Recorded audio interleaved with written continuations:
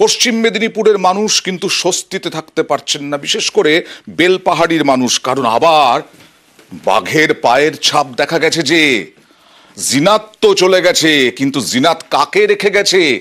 বারবার বারবার বান্দোয়ান, বেলপাহাড়ি এই সব জায়গায় বাঘের অস্তিত্ব মিলছে। বাগডোমা গ্রামে মাইকিংও চলছে। আবার একটি বিশেষ সতর্কবার্তা, জঙ্গল লাগোয়া গ্রামগুলো সাবধানে থাকবেন। একটি বাঘের ছাপ পাওয়া গেছে জঙ্গলে, তাই আপনারা সতর্ক থাকুন এবং পাশের লোককে সতর্ক করে দিন। অযথা কেউ জঙ্গলে ঢুকবেন না। প্রচার ভোলা বেদারেন, ঝাড়খণ্ড বন বিভাগ, পশ্চিমবঙ্গ সরকার, খাঁকা জঙ্গল ভোলা বেদারেন। কথা বলবো প্রতিনিধি রাজুর সঙ্গে। রাজু, গত কয়েকদিন আগেই তো জানা যাচ্ছিল যে ঝাড়খণ্ডের দিকে চলে গেছে বাঘ, আবার ফিরে এলো।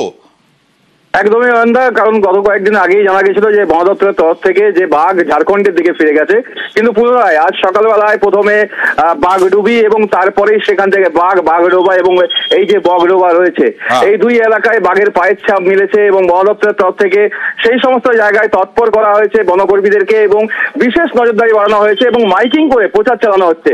মূলত যে জায়গায় বাঘ নিয়ে বারংবার প্রশ্ন উঠছে, ঝাড়খণ্ড থেকে বাঘ ঢুকে পড়ছে এবং বাঘ কেন আসছে তা নিয়ে এমন প্রশ্ন থাকছে, ঠিক তেমনই আবার এই বাঘ চলে আসায় যেমন বন দপ্তরের তরফ থেকে বিশেষ নজরদারি এবং বাড়তি প্রশাসনিক ব্যবস্থা নেওয়া হয়েছে, ঠিক তেমনই আবার গ্রাম যে জঙ্গলগুলির মধ্যে গ্রাম রয়েছে সেই সমস্ত গ্রামের মানুষ একটা আতঙ্ক তো থাকছেই তাদের মধ্যে। সেই জায়গা থেকে বন দপ্তর সেই সমস্ত গ্রামগুলোই বিশেষ নজরদারি এবং বাঘের গলায় রেডিও কলার নেই জিনাতের মতো, তার জন্য আরো হিমশিম খাচ্ছেন বন দপ্তরের কর্মীরা। এখানে বাঘের পায়ের ছাপে আতঙ্ক, আর উত্তরবঙ্গের ডুয়ার্সে দেখুন হাতির তাণ্ডব, সেখানেও আতঙ্ক। হাতি ঘর দৌড় ভেঙে বাড়িতে যে মজুদ ছিল খাবার, সেই মজুদ খাবার খেয়ে সাবার করে দিয়ে চলে গেল মেটেলিতে। 4টি ঘর ভাঙলো, তছনছ করে দিল। যদিও বন দপ্তর পাশে আছে, ক্ষতিপূরণের আবেদন করতে বলা হয়েছে বাড়ির মালিক।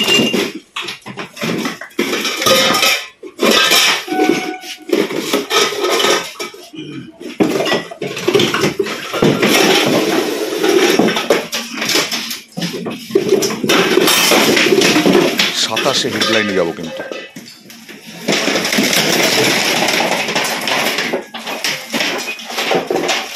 दो बजे रात आया था। जब वो फर्स्ट वाला रूम को तोड़ा तो देखा वो भाई तो साइड वाले रूम में था। एक साइड से तोड़ते आ रहे हैं, उसके साइड वाले रूम में मेरा माँ पिस रही थी, मेरा पापा भी सोया हुआ था। ऐसे पोजीशन में था कि वो घर के अंदर घुसेगा। फर्स्ट डिपार्टमेंट को खबर किए तो वो रात में आए थे। उन लोग आने के पहले उन लोग हाथी तो यहाँ से चल चुका था।